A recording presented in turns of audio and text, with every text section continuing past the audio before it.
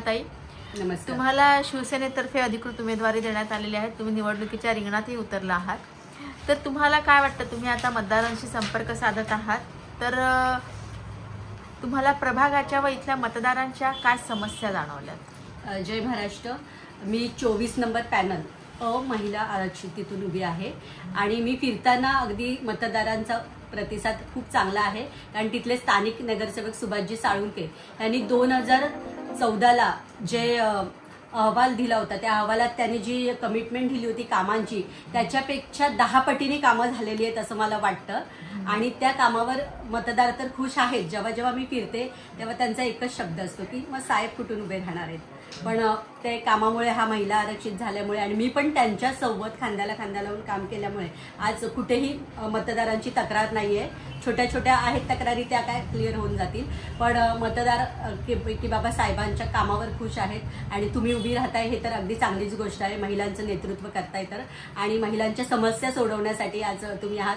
आणि मला विश्वास आहे की आपले उपमुख्यमंत्री एकनाथजी शिंदे साहेब आणि कल्याण लोकसभेचे खासदार श्रीकांतजी शिंदे साहेब, स्थानिक आमदार डॉक्टर बालाजी किनीकर यांनी जो विश्वास सगळ्यांनी माझ्यावर दाखवलाय आणि तो विश्वास नक्कीच मी पूर्णत्वाला नेईन. आणि लोकांना अपेक्षित असलेली कामं, लोकांना जे मनात आहेत, त्यांच्या काय समस्या आहेत त्या जाणून घेऊन ती अपेक्षित असलेली कामं मी करत राहीन सतत. बरं, तुमची राजकीय वाटचाल कशी राहिली? राजकीय वाटचाल म्हणजे संवाद फाउंडेशन कडून जी मी सुरुवात केली. संवाद फाउंडेशन ही संस्था स्थापल्यानंतर 2010 पासून माझ्या पती सुभाषजी साळुंके यांच्याबरोबर जी सुरुवात केली ते परत मी थांबलीच नाही. परत त्यांच्याबरोबर जी सुरुवात केली, अगदी घरेलू कामगारांचं रजिस्ट्रेशन असू दे, जनधन योजना असू दे, श्रमयोगी पेन्शन योजना असू देत, त्याच्याबरोबर आता लाडकी बहीण, मुख्यमंत्री माझी लाडकी बहीण ही योजना असू देत, ह्याचा प्रत्येक फायदा प्रभागातल्या महिलेला झाला पाहिजे असा माझा मानस होता. आणि ते मी सगळ्यांना गोळा करून त्यांचं रजिस्ट्रेशन, त्यांना जे शासनाकडून मिळणारं मानधन होतं ते त्यांच्या थेट खात्यामध्ये जमा होईपर्यंत मी त्यांची काळजी घेतलेली आहे. त्यामुळे महिला वर्ग पण खुश आहे माझ्यावर. बरं, तुम्ही केलेल्या कामांवरती तुम्ही समाधानी आहात का? समाधानी तर आहेच, पण जेव्हा जेव्हा मी महिलांमध्ये फिरते तेव्हा त्यांच्या अजून काहीतरी वेगळ्या अपेक्षा असतात की इथे असं झालं पाहिजे, ह्या गोष्टीसाठी इथे ही संकल्पना पाहिजे. तर त्या संकल्पना नक्कीच मी मनाशी घेतलेल्या आहेत आणि त्या पुढच्या आता ह्या 5 वर्षात नक्की मी त्या पूर्णत्वाला नेईन. बरं, तुमचं व्हिजन अजून काय आहे? प्रभाग आपल्याला अजून कशा पद्धतीने विकसित करता येऊ शकतो? प्रभाग म्हणजे आता तर आपण बघतोय, प्रभाग तर चौफेर विकसित झालेला आहेतच, पण त्याच्यात अजून काय काय जी कामं राहिलेली आहेत, जी लोकांना अपेक्षित आहेत, लोकांनी जी काय काय सांगितलेल्या आहेत, मागण्या केलेल्या आहेत, त्या पूर्ण करण्यासाठी मी करेल. त्यापर्यंत आता कचऱ्याचं आपण बघतो, त्याचं व्यवस्थापन, त्याच्यासाठी मी प्रयत्न करेन. पाण्याचं तर पूर्णपणे संतुष्ट आहे प्रभाग, त्याच्यासाठी मी प्रयत्न करेन.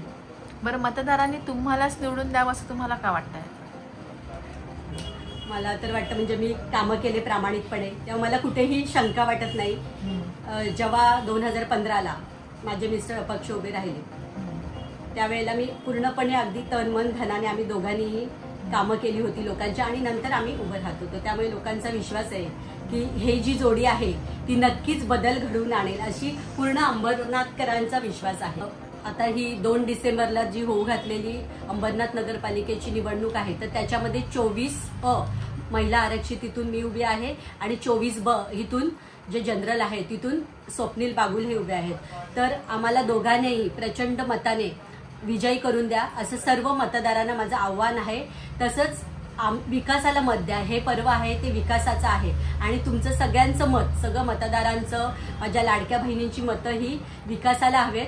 आणि त्याच्याबरोबरच तुम्हाला प्रत्येकाला 3 मतदान करायचं हे लक्षात ठेवायचं आहे. प्रत्येकाला 3 मतदान, महिला उमेदवार, पुरुष उमेदवार आणि नगराध्यक्ष यांना सगळ्यांना धनुष्यबाणाने विजय करून द्यायचे.